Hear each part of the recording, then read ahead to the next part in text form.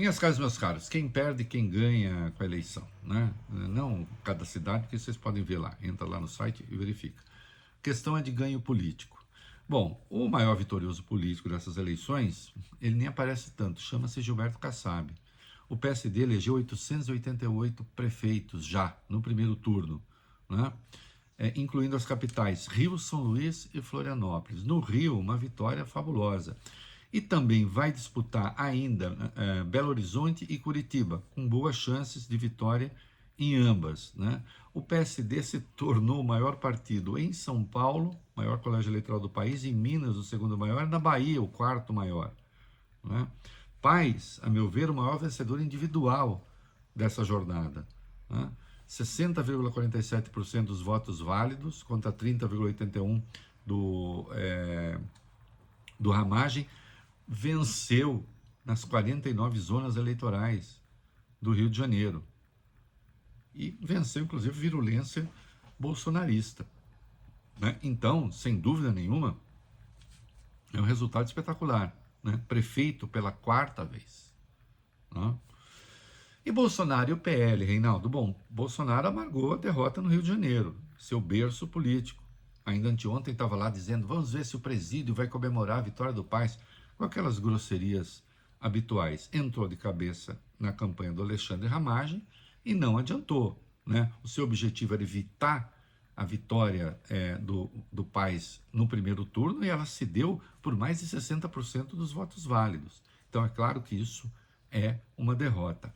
O PL, o Valdemar Costa Neto dizia que ia fazer 1.000 prefeituras, depois não, farei 1.500, acabou fazendo 523. Sim, é um número razoável, mas muito longe da sua pretensão.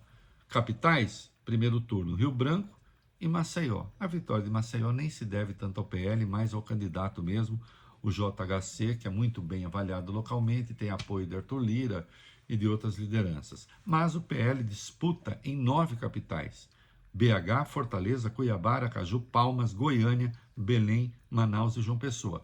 No UOL eu explico por que as vitórias mais prováveis aí são Cuiabá, Aracaju e Palmas, né? Nas outras cidades a coisa é bastante difícil. E Lula, Reinaldo, e o PT? O PT fez 182 prefeituras em 2020.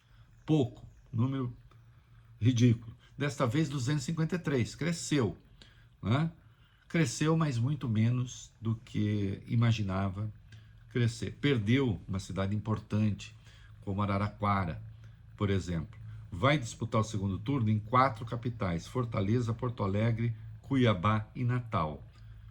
Aqui, vencer em Fortaleza é bastante possível, nas outras cidades é difícil, né? De qualquer modo, o Lula tem Eduardo Paes no Rio de Janeiro, que ele apoiou e o PT apoiou. Tem o João Campos em Recife, um dos campeões nacionais de voto, né? Então, sim, há conquistas também. Mas, para quem tem o governo federal e para quem faz um bom governo, e vocês sabem que eu acho que faz um bom governo, por que você fala isso? Bom, eu falo isso por causa do crescimento econômico, eu falo isso por causa do desemprego, eu falo isso por causa da renda do salário, eu falo isso por causa da inflação, né? Então, acho que faz um bom governo. Mas é claro que a gente vê que há grandes dificuldades aí para o partido ganhar ainda capilaridade, né? Ou ganhar de novo, porque, enfim, passou por um processo traumático no passado. Mas o fato é, o bom governo do Lula não se espelhou no resultado municipal como se esperava. Isso quer dizer que o Lula vai perder a eleição de 2026? Não.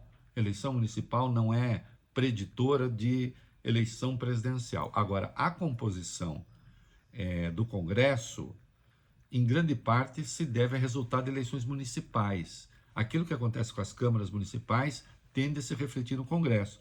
E câmaras ligadas, evidentemente, a prefeitos. Então, quando a gente olha o conjunto da eleição, é claro que direita e mesmo a extrema-direita tem um peso importante nessa eleição.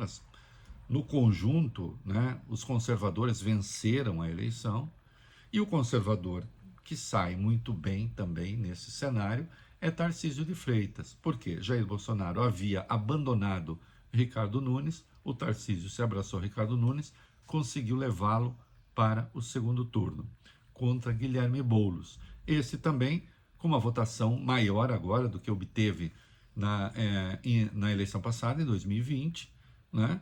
E vamos ver, né? As simulações de segundo turno antes indicavam a vitória do Ricardo Nunes. Mas agora o cronômetro volta lá para o comecinho, né? E se tem não uma nova eleição, mas uma nova disputa. Vamos ver o que será. É isso aí.